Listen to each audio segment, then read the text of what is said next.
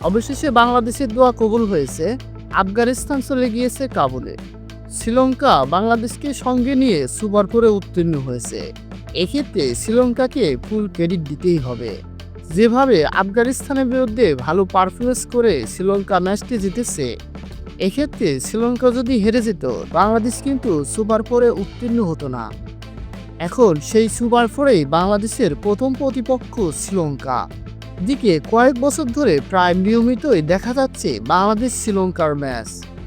আর এই ম্যাচগুলো উত্তেজনা ও নানা ঘটনা প্রবাহ ইদানিং দেখা যাচ্ছে। এদিকে বড় বড় কিংবদন্তি প্লেয়াররা শ্রীলঙ্কা বাংলাদেশে এশিয়ার মধ্যে শ্রেষ্ঠত্ব লড়াই হিসেবে দাবি করছে এবং শ্রীলঙ্কা বাংলাদেশের ম্যাচগুলো বেশি উত্তেজনা বিরাজ করছে। এদিকে শ্রীলঙ্কার মাটিতে বাংলাদেশ গত জুলাইয়ে 2-1 ব্যবধানে সিরিজ জিতে আসছে। সেই বাংলাদেশ সুপার ফোরে প্রথম প্রতিপক্ষ শ্রীলঙ্কা। এদিকে শ্রীলঙ্কা গ্রুপ পর্বে বাংলাদেশকে হারিয়েছে।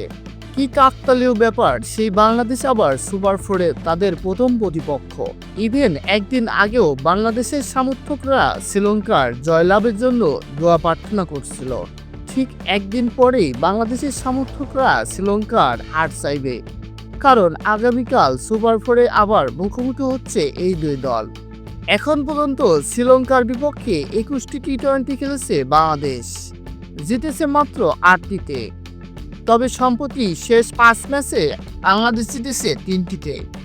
এখন সব পরিসংখ্যান ফেলে কালকের ম্যাচে যদি বাংলাদেশ ওভারঅল ভালো পারফরমেন্স করতে পারে, তাহলে আমরা শ্রীলঙ্কার সাথে ম্যাচটা জিততেই পারি।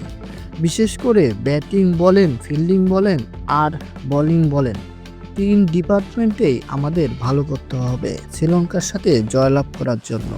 শ্রীলঙ্কা একটি ভালো দল, শক্তিশালীর দিক থেকে অন্যতম এশিয়ার একটি দল।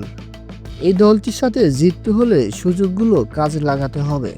বিশেষ করে ওপেনিংয়ে শুরুটা ভালো করতে হবে। পাওয়ার প্লে ম্যান্ডেটরি আমাদের কাজে লাগাতে হবে। আর শ্রীলঙ্কা ব্যাটিংয়ের সময় পাওয়ার প্লেতে আমাদের কম রানে আটকাতে হবে এবং কুইক উইকেট তোলার চেষ্টা করতে হবে বোলারদের, যাতে আমরা কম রানে আটকাতে পারি। বাংলাদেশের বোলারদের ডে টু বারে ভালো বোলিং করতে হবে, যেন আমরা শ্রীলঙ্কাকে কম রানে আটকাতে পারি। বাংলাদেশের ব্যাটারদের ফিনিশিং ভালো করতে হবে, যাতে আমরা শেষের দিকে কুইক রান তুলে একটি ভালো স্কোর বোর্ড দাঁড় করাতে পারি, যাতে চ্যালেঞ্জিং স্কোর ছুড়ে দিতে পারলে আমরা ম্যাচটা বের করতে পারবো। সেই মন মানসিকতা নিয়ে আমাদের প্রথম থেকে ভালো ব্যাটিং করতে হবে, যাতে করে আমরা শ্রীলঙ্কাকে একটি চ্যালেঞ্জিং স্কোর ছুড়ে দিতে পারি, যার ডিপেন্ড করে বাংলাদেশ ম্যাচ জয়লাভ করতে পারবে।